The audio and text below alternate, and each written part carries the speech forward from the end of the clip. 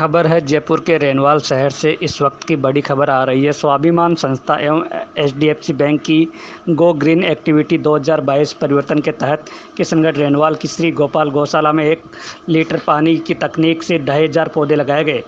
1 litre पानी की तकनीक को लेकर पद्मश्री से नवाजे गए दाता रामगढ़ के प्रगतिशील किसान सुंदराम वर्मा की अनूठी पहल से श्री गोपाल गौशाला किशनगढ़ रेनवाल में नीम, शीशम, बेर, रोहिड़ा, खेजड़ी आदि के छायादार वृक्ष विकसित किए गए। इस अवसर पर आयोजित कार्यक्रम में प्रगतिशील किसान ने सभी को संबोधित करते हुए कहा कि वर्षा जल को भूमि द्वारा अवशोषित करने के पश्चात उस जल को भूमि में साल भर कैसे संरक्षित किया जाता है, इसके लिए भूमि को तैयार करना पड़ता है। उन्होंने बताया कि सन 1982 में खेती में रुचि को देखते हुए उन्हें इसरो पूसा द्वारा एक राष्ट्रीय युवा किसान प्रशिक्षण पाठ्यक्रम में दाखिला लेने के लिए कहा गया था। यहाँ उन्होंने अपनी पहली विभिन्न कृषि तकनीकों को देखा। 2 महीने तक चलने वाली इस कोर्स ने उनके वैज्ञानिक ज्ञान के आधार में काफ़ी वृद्धि की। बाद में उन्होंने अपने खेत में जो सीखा उसके साथ प्रयोग करना जारी रखा। नवाचार से ठीक 1 साल पहले मानसून की शुरुआत में वर्मा ने अपने 17 एकड़ के परिवार के स्वामित्व वाले खेत की सीमाओं पर कई पौधे लगाए थे।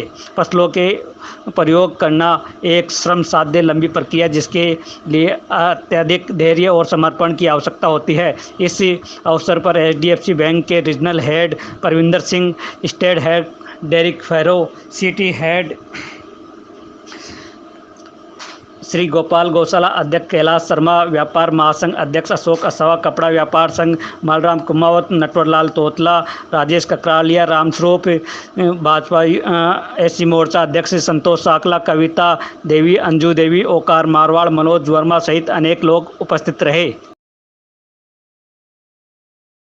पानी बाहर वापस कैसे निकलता है? पानी जो है वो या तो घास सूखता है, घास फूस सूखता है, खरपतवार उगती है, उससे बाहर आता है, या फिर पड़ी हुई ज़मीन में जब भूमिगत जल की थोड़ी बहुत वाष्प बनती है और वो बाहर निकलती है तो एक सुराख का रूप ले लेती है और उन सुराखों से बहुत गहराई का पानी भी बाहर आ जाता है और वैज्ञानिक भाषा में हम इसको कैपिलरी एक्शन कहते हैं। तो कैपिलरी एक्शन और खरपतवार हटाने के लिए हम क्या करते हैं कि जिस खेत में पौधे लगाने हैं वहाँ पूरे खेत में 2 या 3 जुताई करते हैं। एक पहली बरसात के बाद में जब घास उग जाता है तो उस समय 5-6 दिन बाद में करते हैं और एक अंतिम बरसात के बाद में यानी सितंबर में जब बचा कुचा घास वो ख़त्म करने के लिए एक जुताई और करते हैं। तो इससे क्या होता है कि जो जुताई करने से जो सुराखें हैं वो टूट जाती है और घास फूस ख़त्म हो जाता है और जो पानी है वो ज़मीन का ज़मीन में रहता है।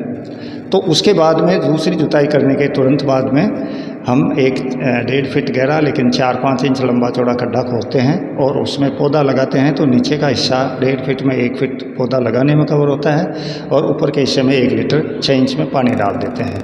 फिर उसको कभी पानी डालने की ज़रूरत नहीं है और कैपिलरी एक्शन शुरू नहीं हो तो हर 3 महीने बाद में उस पूरे खेत की निराई गुड़ाई करते रहते हैं और उसमें कभी भी बरसात की जो पानी देने की कोई ज़रूरत नहीं होती, क्योंकि जैसे सबसे पहले बताया था कि यहाँ ज़मीन में लगभग 500 लीटर पानी समाया हुआ है और वो पानी की थोड़ी बहुत मात्रा बाहर भी